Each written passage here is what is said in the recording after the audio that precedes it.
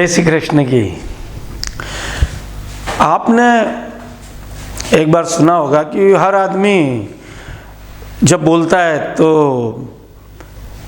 उस शास्त्र में ये लिखा है, गीता में ये लिखा है, रामायण में ये लिखा है, वेदों में ये लिखा है, ऐसा कह के और उसकी आलोचना प्रत्यालोचना करते हैं, कुछ भी बीच में से एक लाइन निकाल करके और ऐसा दर्शाते हैं कि जैसे इन्होंने शास्त्र का पूरा अध्ययन किया है और शास्त्र का पूरा ज्ञान है।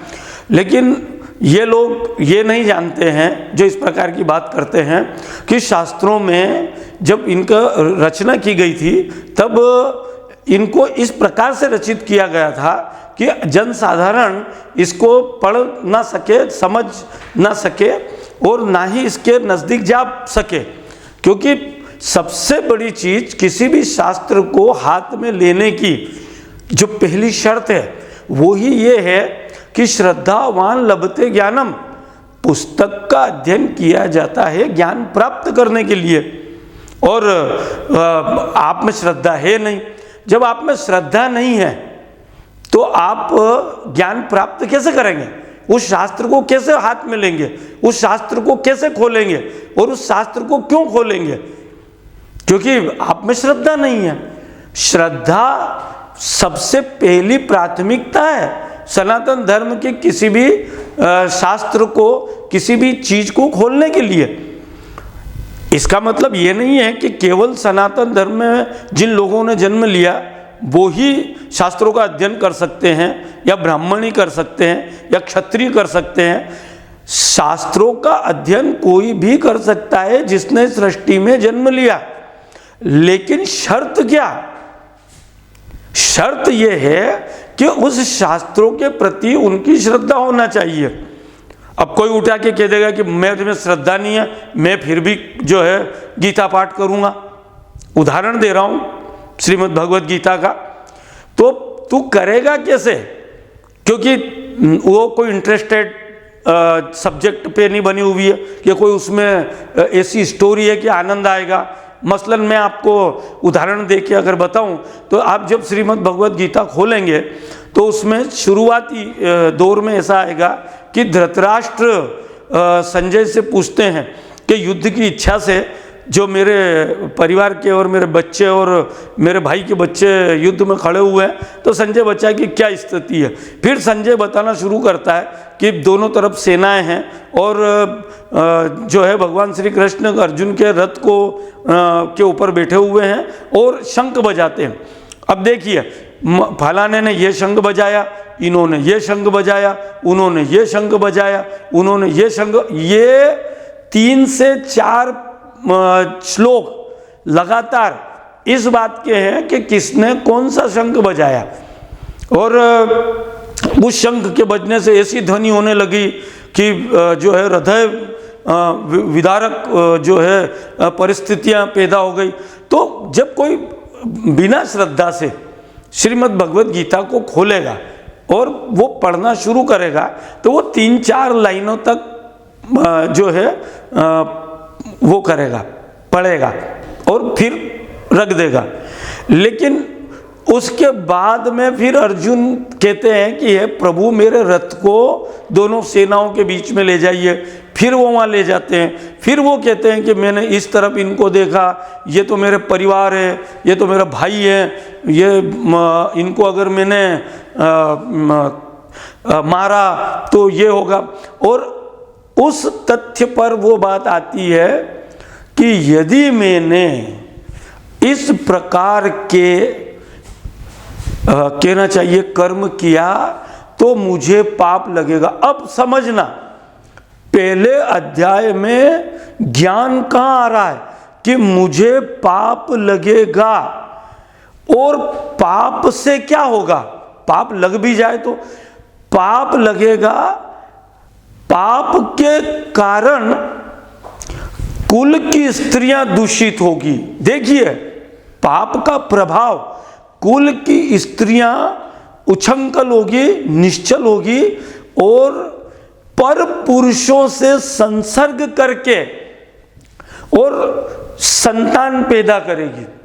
और उन संतानों के द्वारा किया गया तर्पण मेरे पूर्वज या जो भी पितृ हैं वो स्वीकार नहीं करेंगे और जन्म जन्मांतर तक वो लोग इसी में दुखी रहेंगे, नरक में रहेंगे, परेशान रहेंगे।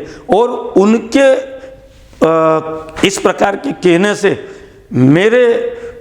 मैं खुद कभी भी सुखी नहीं रह पाऊंगा। पहले अध्याय में जो अर्जुन विषाद योग है वो वहां तक ये कहानी जाती। अब बताइए कि ये दुर्जट मूर्ख जो पल पल में कहते हैं कि मैंने शास्त्रों को पढ़ा, मैंने शास्त्रों का अध्ययन किया, शास्त्र में तो ये लिखा है, राम ने शंबुक का वध किया, उसने ये किया।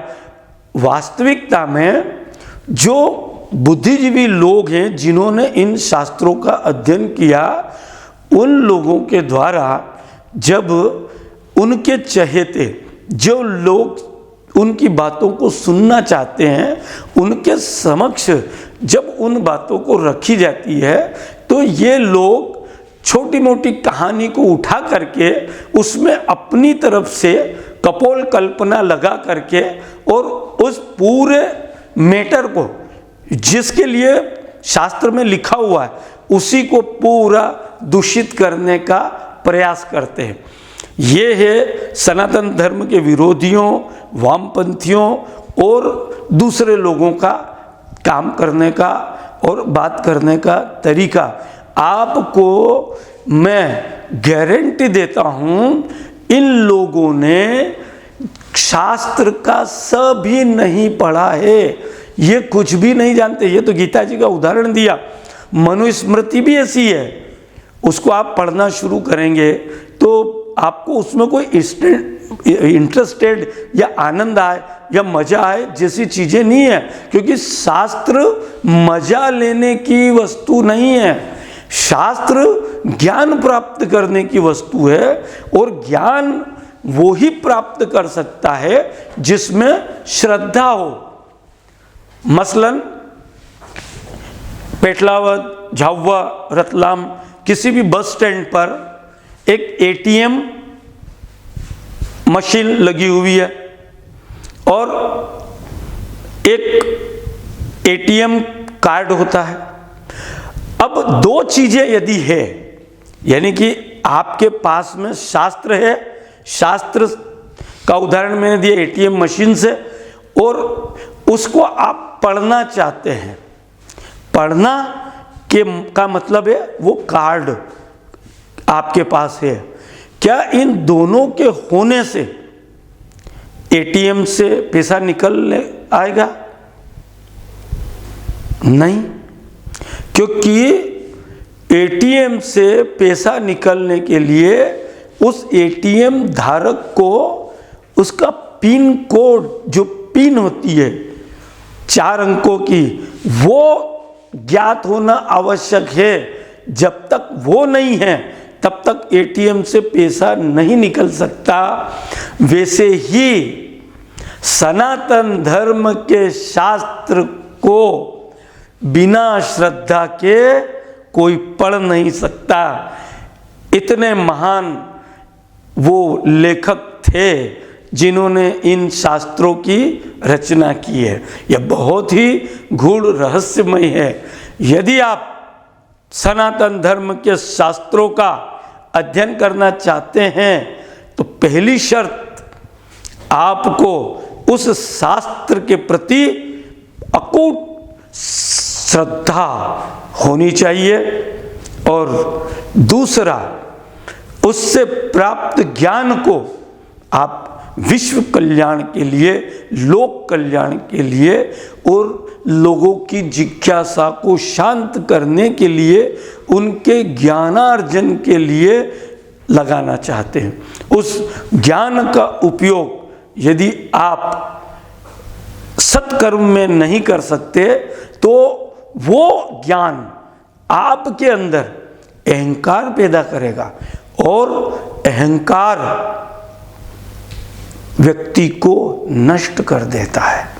और वो ही काम आजकल के लोग कर रहे हैं। जिन लोगों को शास्त्र का ज्ञान नहीं है वो इधर उधर से कहीं का ईंट कहीं का रोड़ा, भानुमती ने कुंबा जोड़ा, इस प्रकार की परिस्थितियां पैदा करके और इस प्रकार से लोगों को दर्शाते हैं कि जैसे वो बहुत बड़े ज्ञानी हैं और उन्होंने पूरे भूमंडल का ज्ञान अर्जन कर लिया है और अब वो इसके बारे में बताना चाह रहे हैं।